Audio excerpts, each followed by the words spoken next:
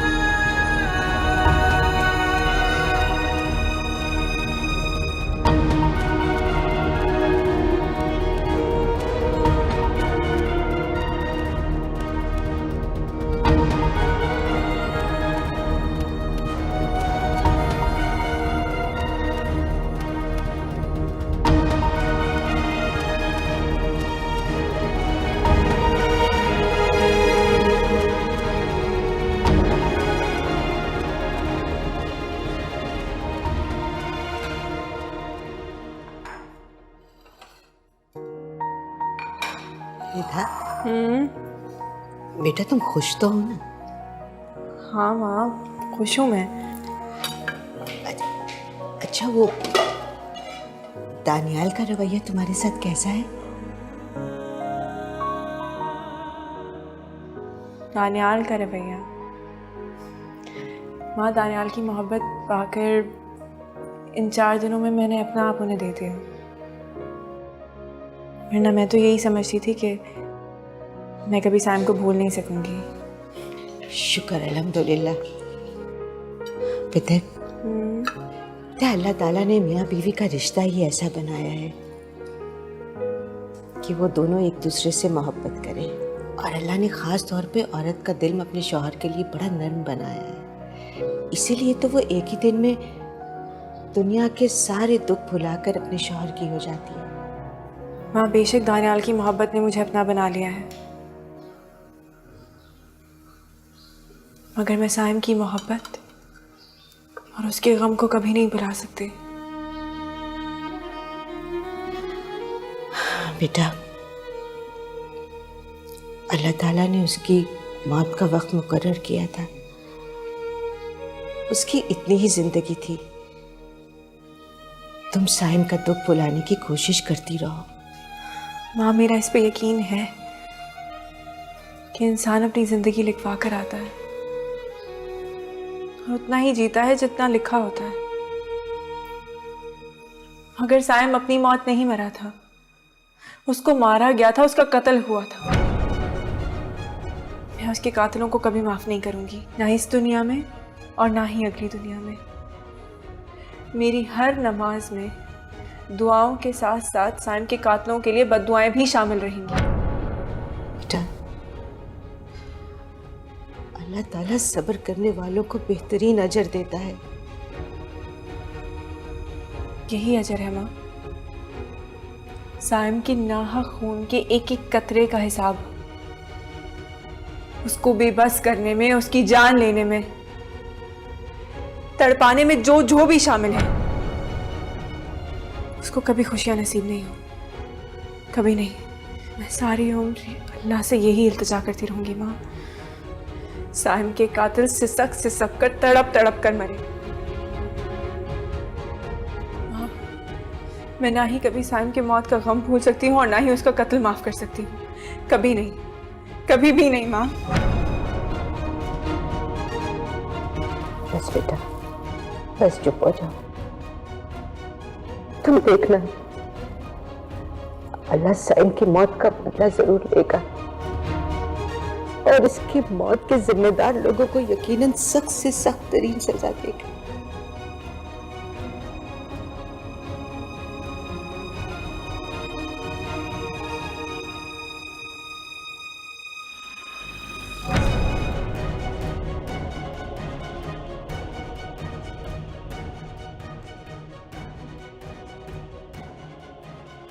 तानिया, आप कुछ चाहिए था आपको? नहीं, वो मैं बस ये बताने आ रहा था कि वो हॉस्पिटल से मुझे अभी कॉल आई है कि इमरजेंसी केस है, मुझे जाना पड़ेगा। इमरजेंसी? बेटा, किसी चीज की जरूरत है? नहीं आंटी, बस मैं चलूँगा। अच्छा बताइए, मुझे हॉस्पिटल जाना है। बेटा, खाना तैयार है, खाना खा के तुम दोनों साथ ही चले जाना। नहीं आंटी, उसकी ज़रूरत नहीं पड़ेगी। वृदा आज आपके पास ही रहेगी, मैं सुबह इसे लेने आ जाऊँगा यहाँ से। अच्छा, जैसे तुम्हारी मर्जी। खुदा हाफिज़।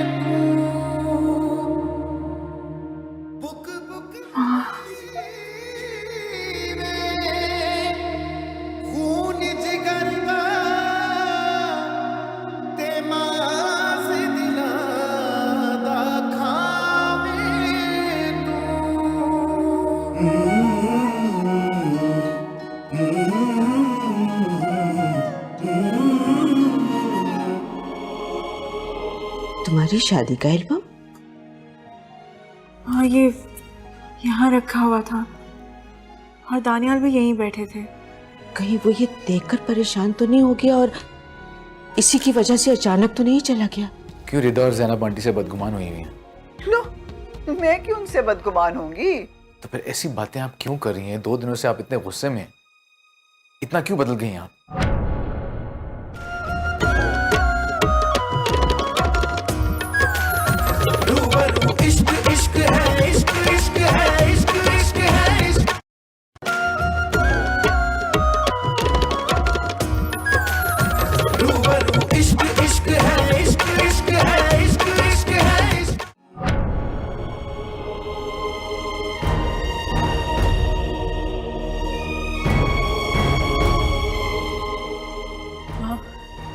मैं ना ही कभी साइम की मौत का गम भूल सकती हूँ और ना ही उसका कत्ल माफ कर सकती हूँ। कभी नहीं, कभी भी नहीं माँ।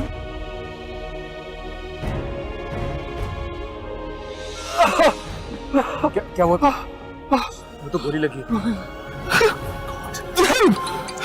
मैं एम्बुलेंस कॉल करता हूँ। मैं डॉक्टर हूँ, मैं एम्बुलेंस कॉल करता हूँ। राफिया, मैं क्या मीको हार्ट अटैक? रो नहीं। मैं आ रहा हूँ। मैं आ रहा हूँ। चलो, हिम्मत करो, उठो। हिम्मत करो, मेरी अम्मी बहुत बीमार है, पहुंचना है।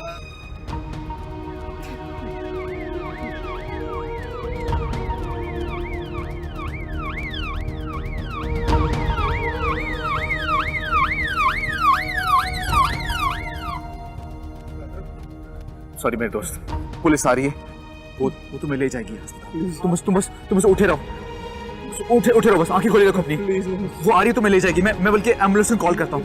आई एम सॉरी, मेरी माँ को मेरी जरूरत है। आई एम रियली सॉरी मेरे दोस्त। I am so sorry. Ambulance आ जाएगी, फिक्र मत करो, जागे रहो।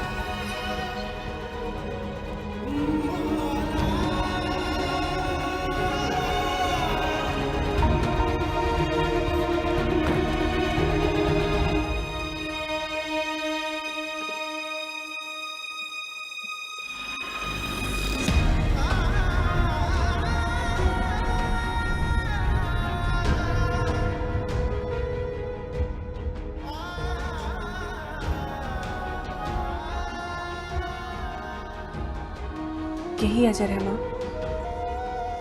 साइम के नाहक खून के एक एक कतरे का हिसाब उसको बेबस करने में, उसकी जान लेने में, तड़पाने में जो जो भी शामिल है, उसको कभी खुशियां नसीब नहीं हो, कभी नहीं।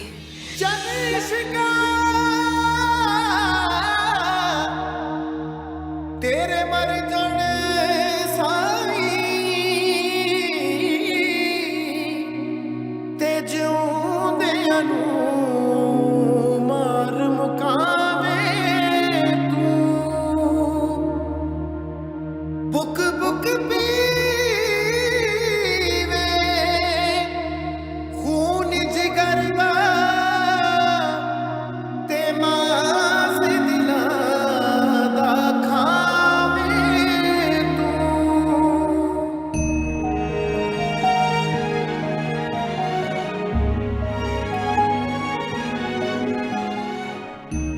तुम्हारी शादी का एल्बम?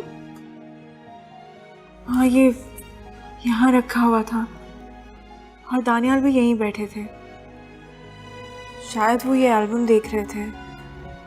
रिदा, कहीं कहीं वो ये देखकर परेशान तो नहीं हो गया और इसी की वजह से अचानक तो नहीं चला गया? नहीं माँ, ना हमने उनसे कुछ छुपाया है और ना ही कोई झूठ बोला है, तो वो ये देख के परेशान क्यों होंगे या नाराज भी क्यों होंगे? नहीं बेटा, नहीं।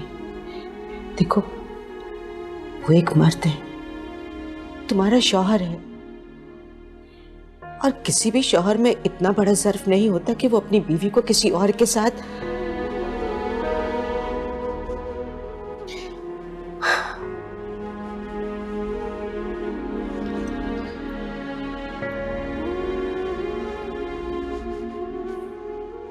वैसे ये शर्मिंदगी और दुख की बात है कि तुम एक डॉक्टर होते हुए एक इंसान को मरता हुआ छोड़ गए।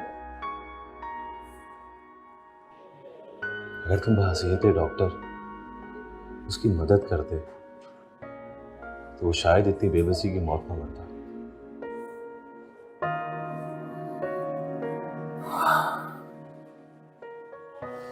लेकिन मैं तुम्हें साइम की मौत का कसूरवार नहीं समझता। तुमने उसे कुछ नहीं किया, गोली तो उसे कोई और लोग मार के गए थे। मारने वाले तो मार कर चले गए थे यार, लेकिन मदद तो उसने मुझसे मांगी थी। वो बेबसी की मौत सिर्फ मेरी वजह से मरा है। वो कैसे? यार वो गोली लगने के बाद जिंदा था और मुझसे जिंदगी की भीख मांग रहा था। उसे मुझे सब कुछ भूल भाल के उसकी मदद करनी चाहिए थी। हालांकि अम्मी हॉस्पिटल में थी, फिर भी रफिया थी उनके पास, उनकी जान बचाने के लिए कई डॉक्टर्स भी मौजूद थे। लेकिन साहिब उस वक्त सड़क पर अकेला, लाचार, जरूरत थी उसे मेरी। लेकिन मैं सिर्फ एक जज्बाती बेटा होकर वहां से भाग गया। एक फर्ज था मेरा डॉक्टर की हैसियत से, वही भूल गया मैं। एनीवे, जो होना था वो हो गया। दुख और पछतावे के अलावा और कुछ नहीं है। साहिम की मौत का दुख मेरे लिए एहसास जुर्म बन चुका है। मुझे लगता है कि रिदा का मुजरिम मैं हूं। दानियल, तुम रिदा के मुजरिम नहीं हो। अपने आप को कसूरवार मत ठहराओ तुम, बल्कि अल्लाह ने तुम्हें और रिदा को मिलाना ही इसी तरह था। मुझे तो ऐसे लगता है कि अल्लाह ने तुम्हें ज़ैनब आंटी और रिदा की जिंदगी में भेजा ही इसलिए है कि तुम उनके दुखों का मदावा कर सको। अब तुम उनका बहुत ख्याल रखना। देखना, अल्लाह ताला तुम्हारी ये छोटी सी भूल माफ कर देगा। मेरे इस दानिस्ता जुर्म को छोटी सी भूल तो ना कहना यार। तो फिर तुम क्या चाहते हो दानियाल? मुझे खुद नहीं पता मैं क्या चाहता। दानियाल, दानियाल, मेरी बात तो सुनो। सॉरी यार, मैं बहुत परेशान हूँ सच में। मैं किसी की बात नहीं सुन सकता। सॉरी।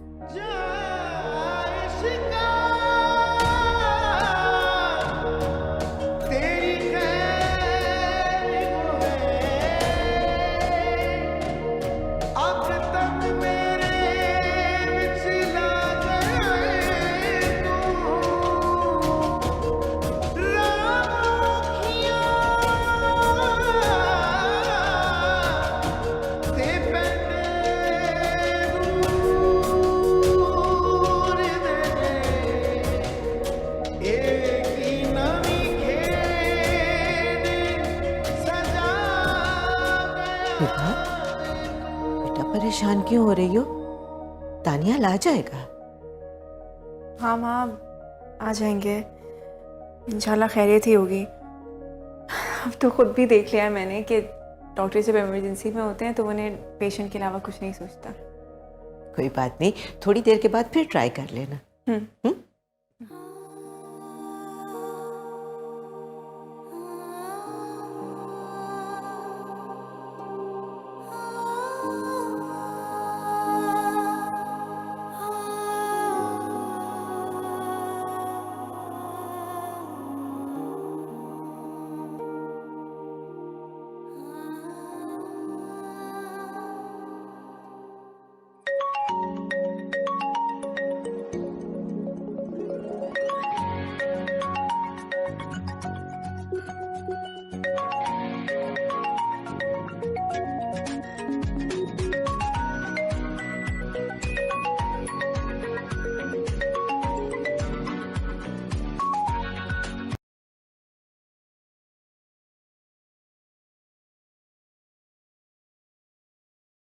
आपका मतलूबा नंबर इस वक्त बंद है।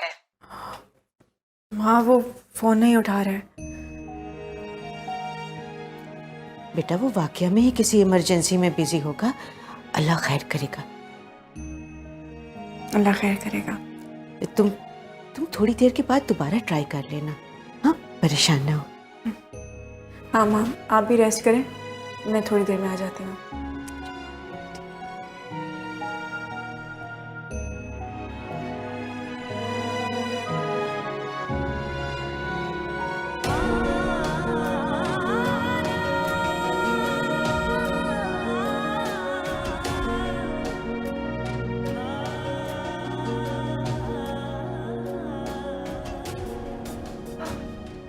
दिन ढल गया है, लेकिन दानियाल ने मुझे फोन नहीं किया।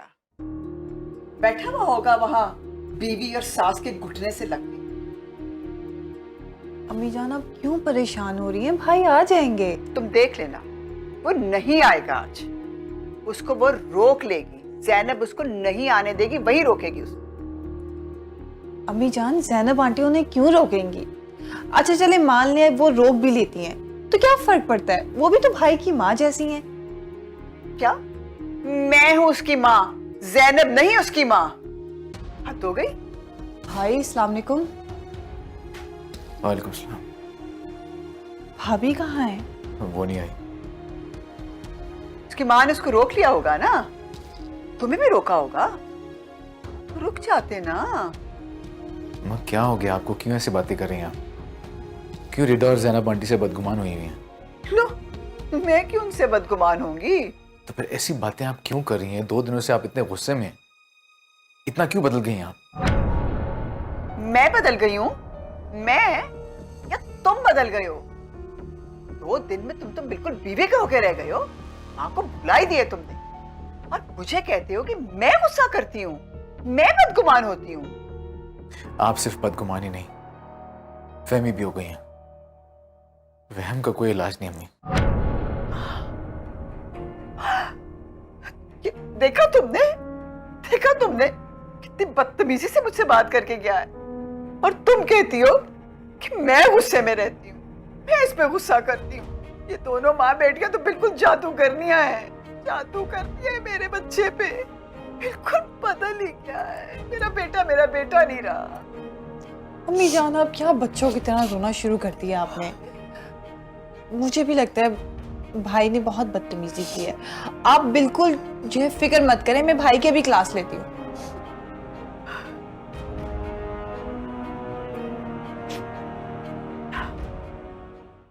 एक तो ये रिदा जब से हमारी जिंदगी में आई है, मेरे दोनों बच्चे मुझसे दूर कर दिए इसने। मैं चाहता हूँ उसे मैं सब कुछ बता दूँ, फिर जो भी सजा देनी ना उसने मुझे, वो बस वो दे ले। तुम नहीं जानती मैं रिदा का कितना बड़ा मुजरिम हूं।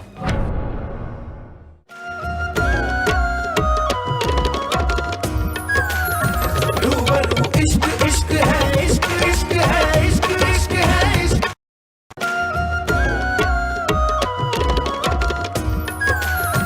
रूबरू इश्क इश्क है, इश्क इश्क है, इश्क इश्क है, इश्क।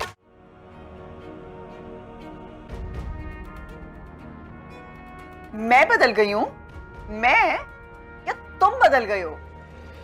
वो दिल में तुम तो बिल्कुल विवेक होके रह गए हो, माँ को भुला ही दिए तुमने, और मुझे कहते हो कि मैं गुस्सा करती हूँ, मैं बदगुमान होती हूँ।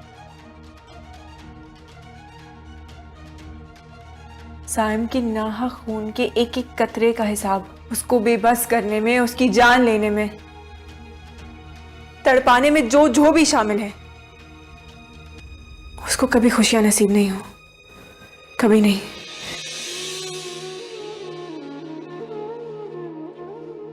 भाई ये क्या पागलपन है? आपने स्मोकिंग फिर से शुरू कर दी?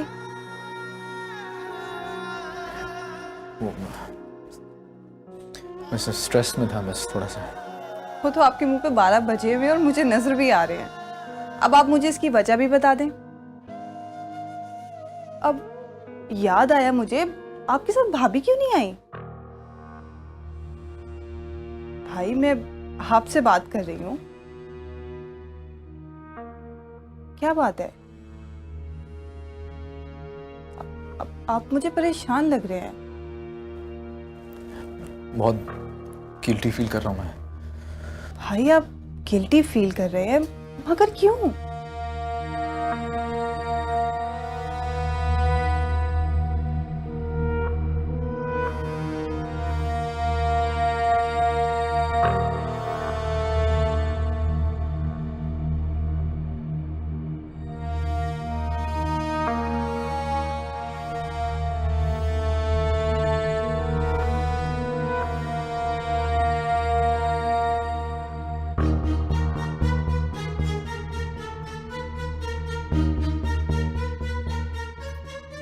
भाभिया तो बैठ ही गई है दानियाल के कमरे में। तनी क्या बातें कर रहे होंगे दोनों बहन भाई। एक तो ये रिदा जब से हमारी जिंदगी में आई है, मेरे दोनों बच्चे मुझसे दूर कर दिए इसने। एक तो दानियाल को भी देखो ना, इस बुरी तरह से रिदा की मोहब्बत में गिरफ्तार हो गया है। और राफिया, उसको तो रिदा की हिमायत के अलावा काम ही कोई नहीं। चेक करना पड़ेगा। देर से बात नहीं कर रही। तुम नहीं जानती मैं रिदा का कितना बड़ा मुजरिम हूं।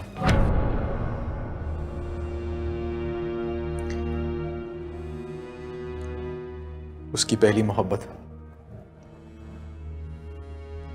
उसका शौहर, उसकी सारी खुशियां छीनने वाला मैं हूं।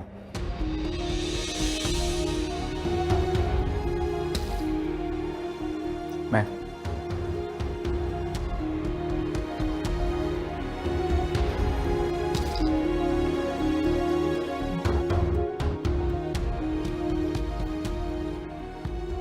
जब हम रिदा का शौहर अपने वलीमे की रात एक सुनसान सड़क पर बेबसी से तड़प रहा था, तो पुकारा उसने मुझे, इल्तिजा की कि मुझे बचा लो, लेकिन मैं वहां उसको उसी के खून में लथपथ छोड़कर चला गया।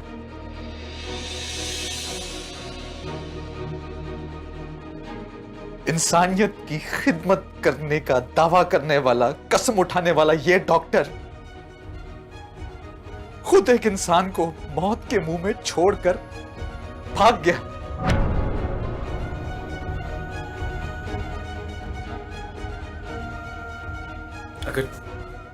अगर उस रात मैं अगर रिदा के हस्बैंड को बचा लेता ना, तो आज रिदा बेवा ना होती।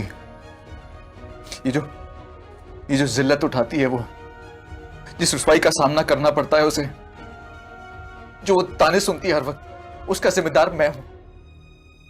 मैं बहुत बुरा हूं, बहुत बुरा हूं।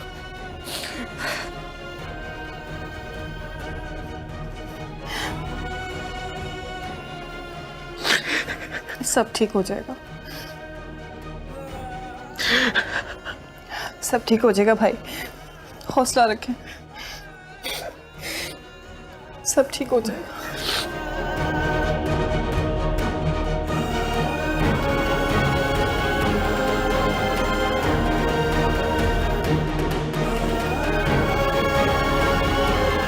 साइम के खून के छींटे मेरे दानियाल के दामन पर है।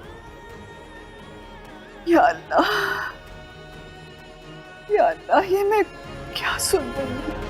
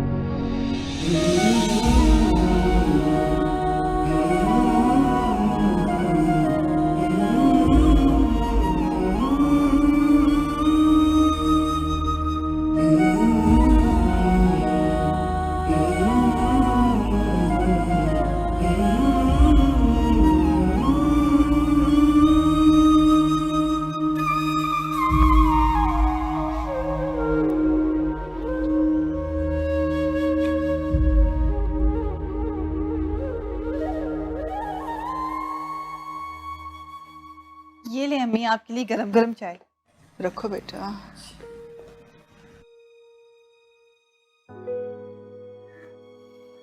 बेटा, दानियाल क्या कर रहा है? अम्मी भाई तो सारी रात से जाए नमाज पर बैठे हैं। हाय अल्लाह, मेरे बच्चे को माफ कर दे, उससे क्या गलती हो गई है। बेटा जाकर जरा भाई को देखो। जी अम्मी, मैं उन्हीं के पास जा रही हूँ।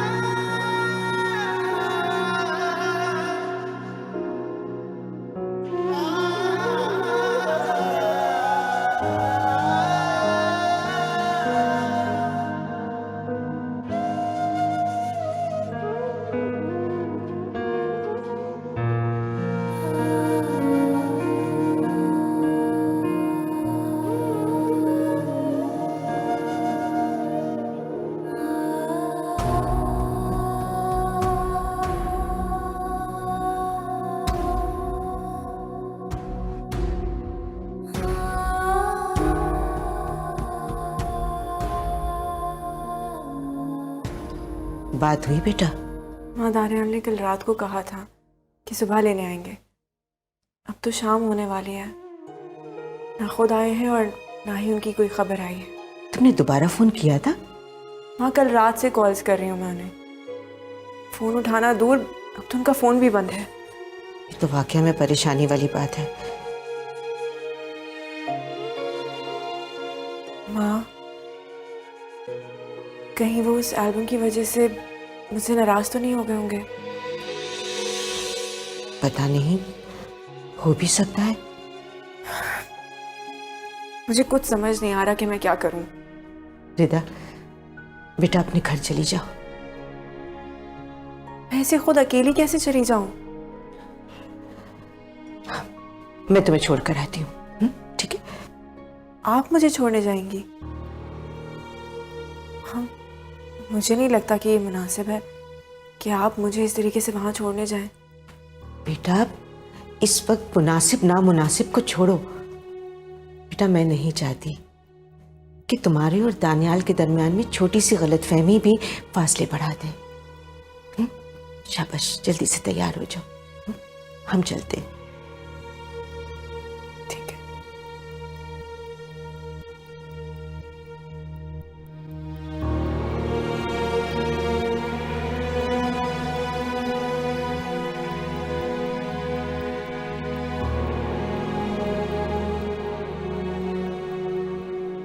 बेगम साहिबा, नाश्ता तैयार है। ठीक है, हम अभी आते हैं। जी बेगम साहिबा। रफिया, तुम जरा भाई को बुला लो तो इकट्ठे मिलकर नाश्ता करते हैं। जी अम्मी। मुझे देर हो रही है हॉस्टल के लिए, मैं वहीं कुछ खा लूंगा। खुदा हाफिज।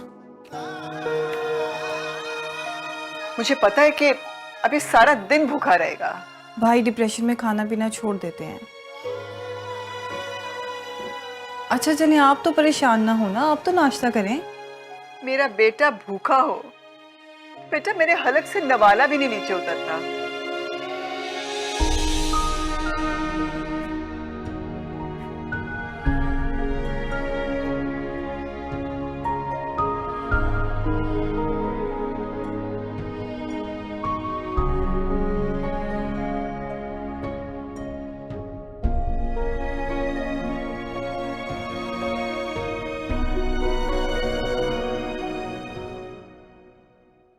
दानियाल, तुम खामखा डिप्रेशन में जा रहे हो। इस तरह तुम रिदा को मजीद परेशान कर दोगे। तुमने अपना नंबर बंद किया हुआ है, ये कहाँ की शराफत है? मुझे लगता है मैं उसका सामना ही नहीं कर पाऊंगा यार। अच्छा, तो उसका सामना नहीं करोगे तो कहाँ जाओगे? दिन रात यहीं बैठे रहोगे क्या? क्या करूं मैं, बताओ क्या करूं? देखो, तुम्हारा और साइम का मामला रिदा को तो मालूम नहीं है ना। तुम भी खामोश रहो और रिदा को भी खुश रखो। मैं जानता हूं वो नहीं जानती, लेकिन यार मैं ना ये बोझ अपने दिल पे मजीद रख नहीं सकता। मैं चाहता हूं उसे मैं सब कुछ बता दूं, फिर जो भी सजा देनी ना उसने मुझे, वो बस वो दे ले। वो तुम जानते हो, हर दुआ के बाद में वो साइम की मौत के जिम्मेदार जो लोग हैं ना, उनको बद्दुआएं देती है। मैं इस बद्दुआ से ना मैं निजात चाहता हूं, वरना मेरा सर फट जाएगा। ठीक है, तुम अपने दिल का बोझ रिदा के साथ जाकर हल्का कर लो और इस गिल्ट से आजाद हो जाओ। और उसने मुझे छोड़ दिया, फिर तुम अगर इकरार जुर्म करने का हौसला कर रहे हो तो सजा सहने का भी हौसला रखो।